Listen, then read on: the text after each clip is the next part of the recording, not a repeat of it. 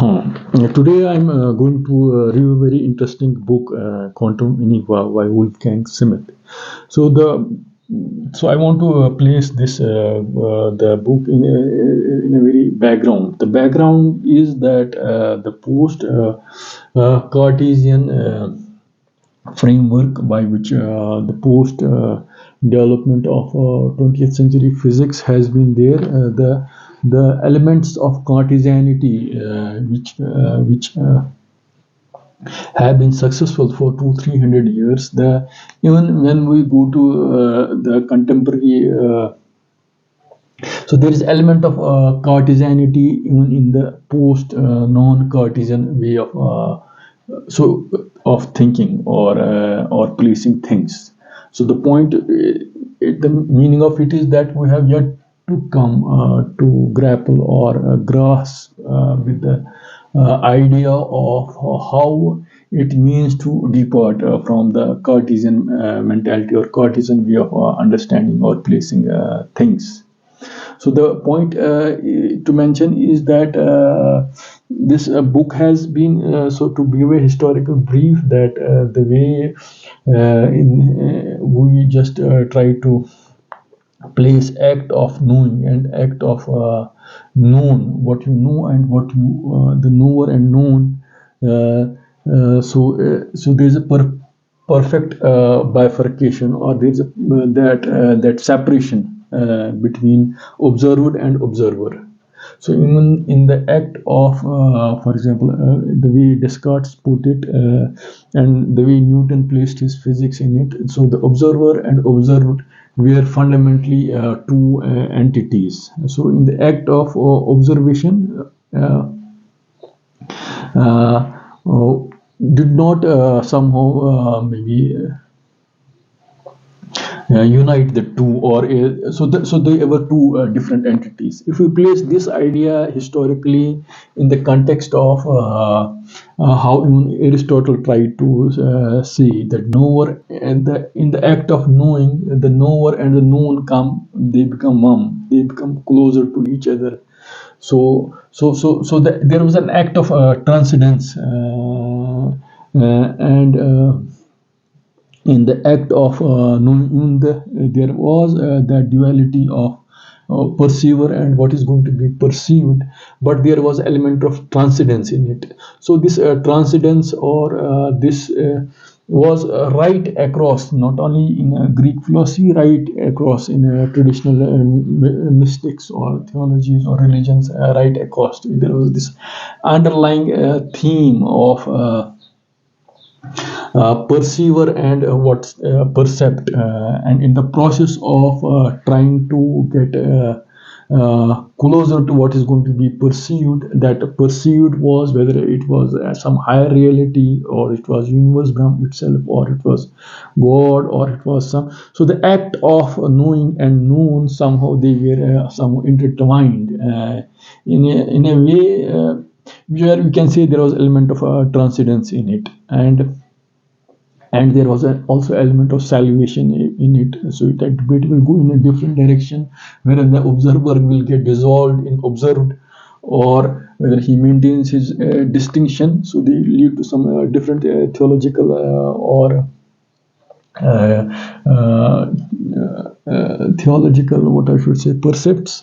But the point to mention is that the book has been, there's a good interesting review given by Sayyid Hussein Nasir about how he wants to place this book in the what I should say scholarship of perennial philosophy, where there is a transcendental unity of all religions, or all Eastern and Western religions.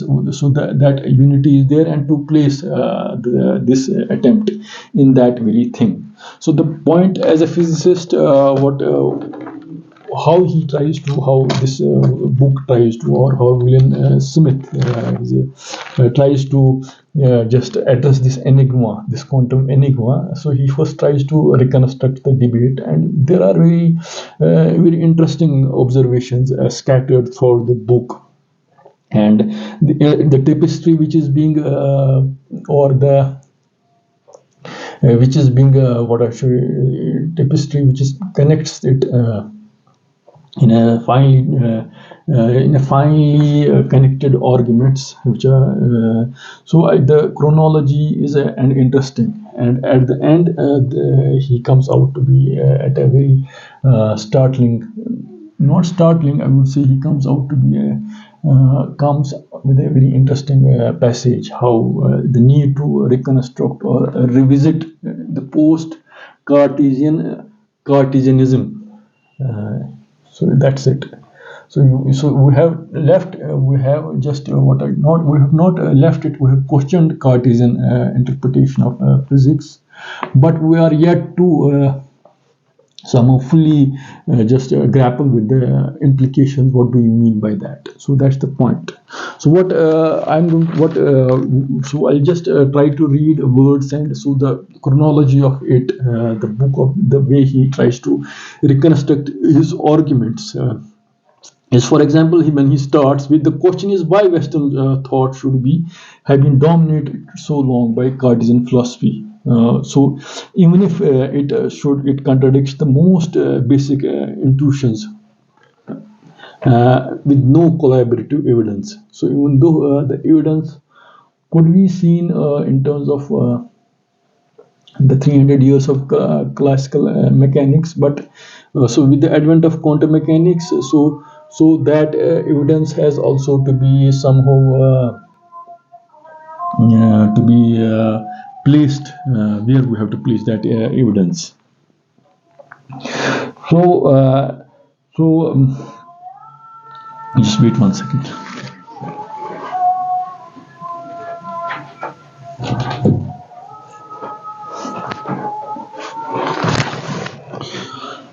So the evidence has to be placed where to place that evidence. So even if there is a surmounting evidence, evidence in the sense of how we may transition from classical to quantum mechanics, and our concepts of classical mechanics could be seen as limiting case of the quantum mechanics, and if quantum mechanics is considered to be more pure or fundamental theory, then you have to revisit this even the experimental or the empirical aspects of the things. So if we quote Heisenberg, so if physics is destroyed by bad philosophy. So the act of, in what sense, that in the act of knowing, which I said in Aristotelian thing, in the act of knowing, the knower and known become one. And if we go to any graduate student or any physics philosopher, physics professor in any university, for example, if you fundamentally start to say that there is a known bifurcation theory. The knower and the known are fundamentally, you cannot somehow fundamentally dissolve the distinction of knower and known. So if you just somehow irk him, or somehow you scratch him a dig bitter, so your arguments will have will bring a Cartesianity in his arguments. Even minds like Einstein could not really grapple with the Copenhagen interpretation of physics. So there was that residual Cartesianism via Bohr and Einstein. They wanted to somehow defend or justify. So you can interpret it. One way of interpreting it is that way. So what each excludes must be more than its total. So what should we do? So if you see, the argument is that why should the instruments of measure must be corporal? So there's a elementary distinction he maintains throughout, is that one is corporality and the other is physicality. So once we say corporal, means you have something is attached to the materiality of the world. So if you say material is be all and end all, and that corporeality has somehow, what I should say, you can somehow uh, intermesh it with the empirical procedures, which do not only terminate in the numerical value of physical parameters, but you at the end want to have some pictorial representation of things.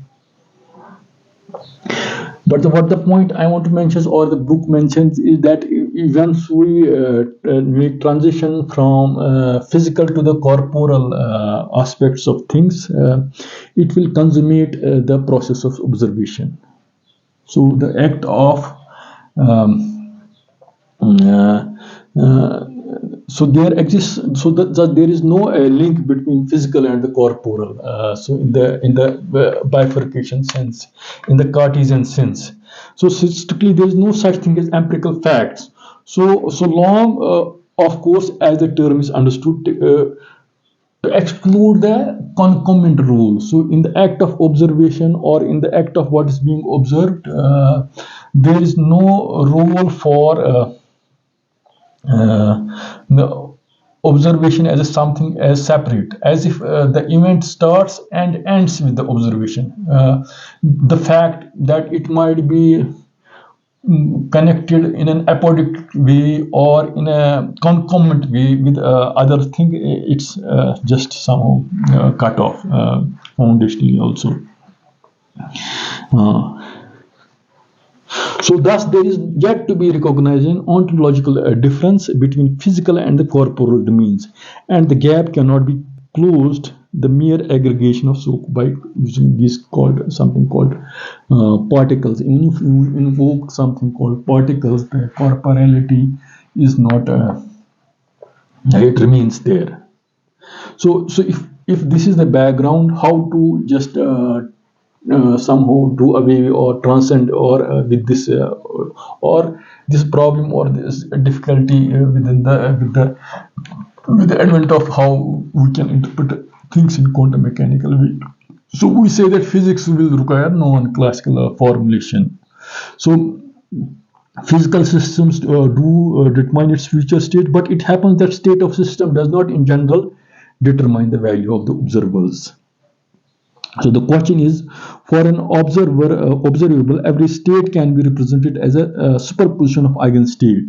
So every state vector can be expressed or weighed as some of the eigenvectors belong to the given observer. So this is a technical way of looking at things, that how we place observer and observer observed in the quantum mechanical language, that there is an eigenvector or associated with the observer or observable, how the observable is chooses the value, the observation or the process of measurement chooses the value.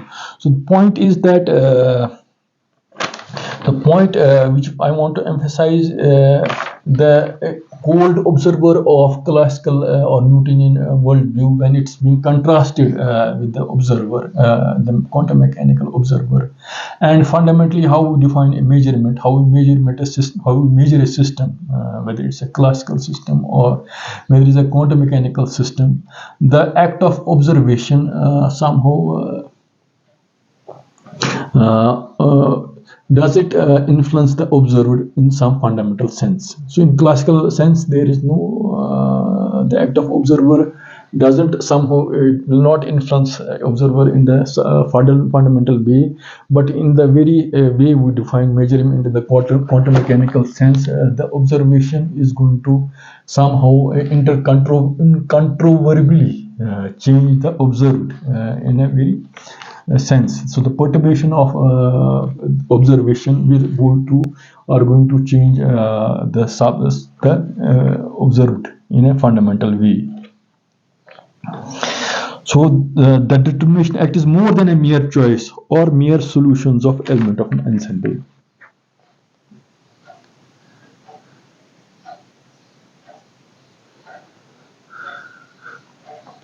So here what Smith, if you read this book, what he says, it brings into existence exceedingly low, something which previously did not exist.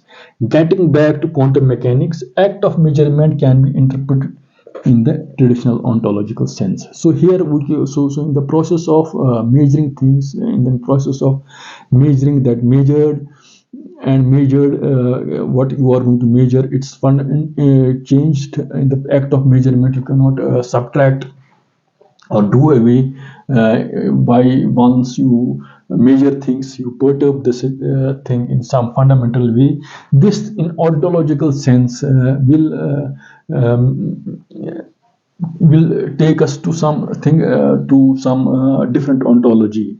For example, as if things have come ex nihilo, something has come out of nothing. It's not that. It's not that, since we cannot have that causal change in the classical sense, and the very act of observation is going to change or observed in some incontrovertible sense. So how the so what you are going to what you are observing at a later stage in the ensemble of systems, in the copy of different ensembles, the act of disturbing those different copies and their evolution. So even if you cannot trace the evolution in the classical sense, so what you get can also be understood as if things are also not, for example, there is not that exact causal sense by which you can track what has been arrived at. So there can be some non-causal or ex nihilo ontology which can ascribe to it. The point is the transition from potentiality to actuality requires an invariable creative act. So that's the point. So in the act, so here I'll just make some digression that not only there are many interpretations of quantum mechanics. In the interpretation of many worldview of quantum mechanics, or Graham Dewitt interpretation of things, that in the act of observation, a particle is observing in the how Schrodinger equation just behaves. So in the act of observation, the observer chooses the path, and it obviates or excludes the possibility of other events in the process, and is choosing a particular ladder at the and all the potentialities or the actualities. So the act of potential and actual in the Aristotelian sense. So what you are going to observe and what is observed. So what you observe depends, it has potentiality of what you are going to observe. So the act of measurement, or observer who is observing, that acts is not inherently deterministic in the classical sense. It depends upon how there's a potentiality of potential and actual. There's in the how we can bridge that chasm of potential and actual. There can be interpretations to it. There is a many worldview of quantum mechanics. There is Graham Dewitt interpretation of quantum mechanics. So how we can have different possibilities, and in the act of choosing a particular tree in the evolutionary ladder, that gives it a particular value, or statistical weight, if I use the quantum statistical language. So one point forgets the particular physical system in one thing, and observables in another. So principal goal of inherently Platonic view is in ascending empirical domain to the mathematical archetypes. So the act of physics, or act of to describe physics in an empirical sense derives its inspiration from being closer to this unfolding of that Platonic archetypes which are there. So physics may be discovering mathematics at some lower level of abstraction. So this thing somehow just should take us to that understanding that non causal understanding, where potentiality and the actuality, the unbridgeable chasm, is not, it may not be deterministic in that causal sense, but it has some, should have some underlying scheme where things are unfolding as such. So here I would, the book quotes that Heisenberg echoes Aristotelian, the chasm of actual and potential in that Aristotelian sense. You can say that Heisenberg is somehow appreciative of Aristotle. So, if I say that according to general theory, the space-time continuum carries a geometric structure, which carries with both effects and is affected by distribution of matter. Space and time, physical universe is short, in short, content and container have lost their independent past. Space, time, and matter are distinguishable aspects of the same reality. So this is another observation. You can say it that so they are not space, and so this is also another bifurcation. So there is not space, there is not time, there is not space time.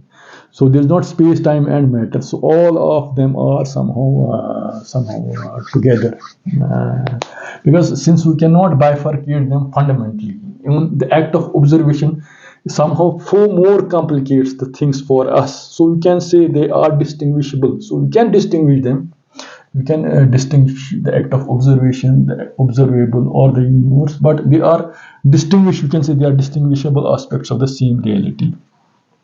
So A and B as manifestation of single underlying wholeness. No need to transmit influence through space and time. So here comes the thing is that the famous theorem of Bell, that two particles are not separately, and so there is some inherent wholeness should be associated with things, or underlying wholeness, where two particles are not separately and independently.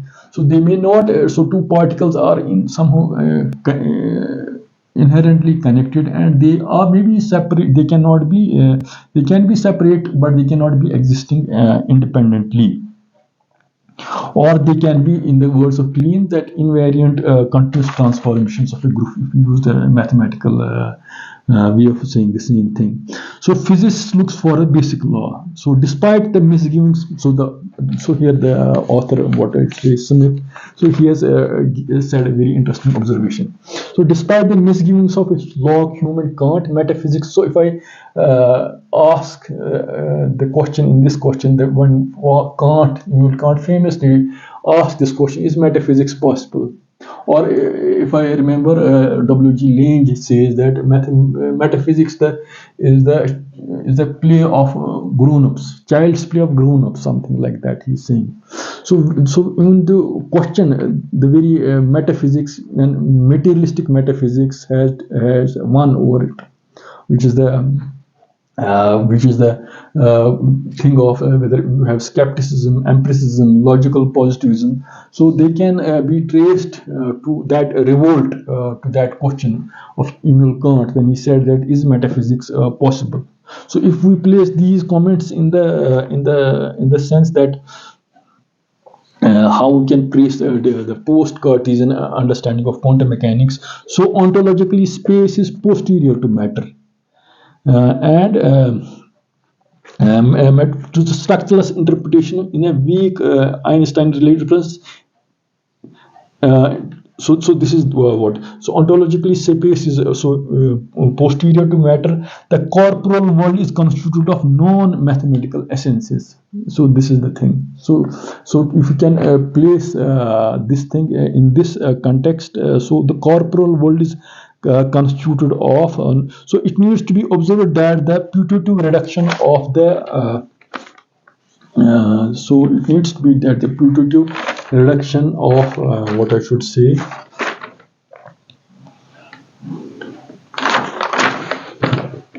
putative reduction of corporal to the physical has effect of ontologically incomprehensible to the physical itself.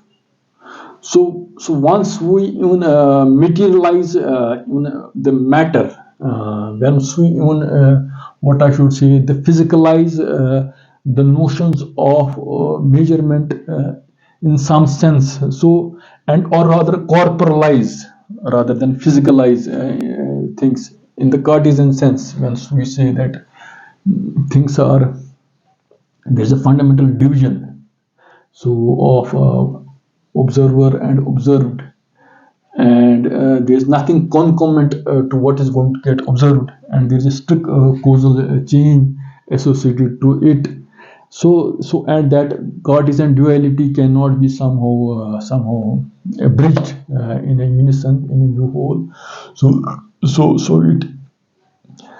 it has somehow lead to question the underlying previous medieval or Greek frame by which the act of in the act of known and knower, or observer and observer, they somehow had a transcend, they had some unity attached to them. So empirical, so the advent of quantum mechanics somehow introduced that empirical interdeterminacy, and because the universe is indeterminate, but experimentally is in principle incapable of preparing a physical systems in which hidden variables are subject to the initial conditions. So the developments of Copenhagen interpretation or Bohm's theory. So they cannot be the physical system in which the hidden variables are subject to the initial conditions. They cannot be subject to the initial conditions. So classical determinism reduces to mere epiphenomena, where at a fundamental level causality breaks down. So the classical determinism, or that sense of loss, which even Einstein also proclaimed, if you just read Einstein-Bohr debates, that he wants to still rescue causality in that sense, in the classical sense. So that causality has been somehow shattered, and we have a sort of epiphenomena. So causality, classical. So you can still talk of classical determinism, but at some epiphenomena, at some emergent sense. And when Einstein famously said that God doesn't play dice, so it may not be in a scientific, in an empirical question. It's basically a metaphysical question. So that in the way he appreciated God in that causal human sense, that how he should be, the order should be there, and that order is somehow innate or sacred at some underlying level, even if we may not observe that order, we may not be able to observe that order operationally, or even conceptually, that's beside, or even experimentally, that's besides the point. The point is that that should be there. So it's a metaphysical statement rather than any empirical, what I should say, empirical observation or empirical fact. You can say it that, which we cannot post that the empirical fact has not been postponed. It can be postponed at some future level. No, it's at fundamental level, a metaphysical question. So in Bohr-Einstein duality controversy, so Einstein wanted to just have that residual Cartesianism. He wanted to rehabilitate it. So this is what I was saying, that the influence of Cartesianism was deep enough, has been deep enough even in today's physics. So that's the point to just come. So continuity is indicative of material, while discontinuity is the hallmark of. So here what the author is trying to just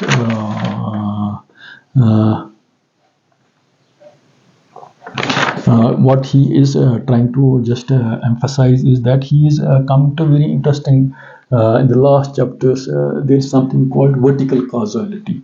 So he wants to invoke something called not causality in the causal sense, because that causality is a classical sense, but once quantum mechanical things have been there, EPR is there, this Bell theorem is there, so there is non-locality, or there is you cannot observe causality in that conventional sense. So, but still, since you want to have a higher level of causality, so that causality was that causality, or that in which that in that Aristotelian sense, or in the sense of how medieval mystics try to see that there was innate order in which the observed and observer were somehow intertwined in some fundamental way, and the act of observer and observed could be bridged in whatever way.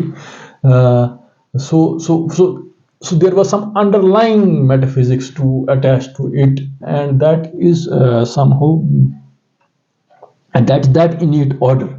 And it is not that causal, that has some elements of causality, and that causality is not in that immediate sense. We can continuously see it. It's operating behind, and it's all encompassing that thing. So what? So if I want to just connect the flavor of what you mean by that, a higher order causality enters, which needs to be distinguished from the temporal causality, collapse stemming from chance as compared to determinism. So there's in quantum mechanics, you just have the sense of a collapse. What's the collapse of the wave function? If you just see, Eugene Wigner says that human consciousness somehow collapses the wave function, the act of observation, or von Neumann somehow denies it fundamentally. So where this concept of vertical causality, it's an innovation, or it's a reformulation of older ideas of how we can somehow transcend, or somehow the transcend the bifurcation theory of Descartes, and just place these things, and where the idea of temporal causality. So one is the causality which happens in time. You have a notion of past, you have a notion of present, and you have a notion of future. That's it. But the invocation of matter, if matter, space, and time are somehow, if matter is, space is a posterior, so if they are not different realities, the observer universe, so they are different distinguishable parts of the universe. So the traditional causality has to be replaced. So the causality which is to be replaced in that sense is higher order causality enters, which needs to be distinguished from temporal causality. Collapse stemming from chance as compared to determinism. So unlike the causality from past and future by temporal processes, the primarily causality does not act from past to future by temporal process, but acts directly, unmediated by chain of temporal events. So there may be a primary and secondary modes of causality. So this is a very the point to mention is that there is maybe an so universe is intimately in the process of it's somehow connected intimately uh, with itself. So that's to be pre-given at some underlying level. So that's sort of how you can differentiate vertical causality from the causality which we try to normally understand in that sense, in the classical sense. And if causality cannot be observed in the quantum mechanical sense, so there can be interpretations to it. So whether causality as such is to be should be rehabilitated, or we can do away with it in the Bohren sense, or the causality has still to be that residual Cartesian approach of Einstein and Bohm and other things. There is still that innate causal order, since we are not observing it. That is not there. So this causality is to be seen as a different transcendental causality. You can say it. It's a causality which was basically, if you even this Plato, Aristotle, and Greeks, they used, and even the medieval mystics. So it was, so they play. You can place those doctrines in those metaphysical statements of these medieval mystics theologies, so that things. We are fundamentally connected. Universe was fundamentally, it has an inherent intelligence of its own.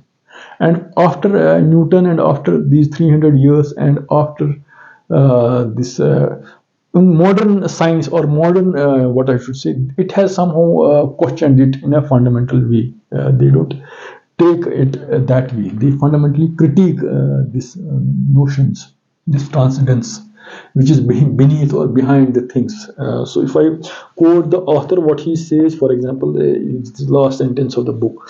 So ultimately, self-corrective and wise and scientist who pursue it, in the end, it leads to. But science itself cannot give this vision. Science as such cannot interpret its own findings. Neither, I would add, can modern philosophy. What is called for and maintained is grounding in the traditional metaphysical doctrines of mankind. This is what I was saying. The very tenets that have been decried since enlightenment as primitive, pre-scientific, and puerile. So maybe the author is more in the tradition of Aquinas, and this thing is. So the time is ripe for a new interpretation of scientific findings based on upon pre-Cartesian principles. What is called for radical change of outlook. So what he is not inventing any. The author is trying to say that. Rather than, if we want to really try to grapple with the post Cartesian interpretation of classical physics, so rather than trying to have a residual carteneism, or rather than going to postmodernistic doctrines of interpreting things, where the reality can have many alternative interpretations, and there is no one single reality. So the traditional metaphysical doctrines of medieval ages, Descartes or medieval, that is the valuable point, where, or a reference or pointer, where one can look or should look into, if at all. One can, what I should say, one can, for example, fully recognize what it means to have a non-Cartesian interpretation of physics, or non-Cartesian interpretation of physics in the quantum mechanical sense. So I have not talked of, there are a lot of developments in high energy physics, quantum field theory, current developments in the physical sciences, where how in the empirical part of the thing, when we construe things in an empirical and observational sense, does it still carry some sense or not? So that's another part of the debate. And even how even we want to define the very enterprise of science, the scientific endeavor as such. So this is another part of that story. So the point to mention here is that this book, the Quantum Enigma, at least it gives us it's a very interesting read, in the sense that it throws some light on this interesting question: what is this quantum enigma all about? The enigma of Cartesian slash Cartesian slash non-Cartesian interpretations of quantum mechanics, in the background of 1920 debate of this Copenhagen interpretation of quantum mechanics, where you can have debates of Newman, Wigner, and maybe that paper of Einstein versus Bohr, epistemological problems of Einstein and Bohr. Maybe there are a lot of debates in quantum information theory and how we fundamentally view foundations of quantum mechanics. It's also an interesting debate, and it also has many layers of interpretations, whether in mathematical interpretations, philosophical interpretations, and even we have reached a stage where the quantum information theory, these debates can somehow even one is even to ask these questions empirically. So there are a lot of this has not remained a philosopher's subject. So it's that working physicists are also engaging this subject from people from quantum information theory in some sense. So it has not become an historical curiosity or of somehow philosophers. Philosophers, the word philosopher was somehow not reputed enough.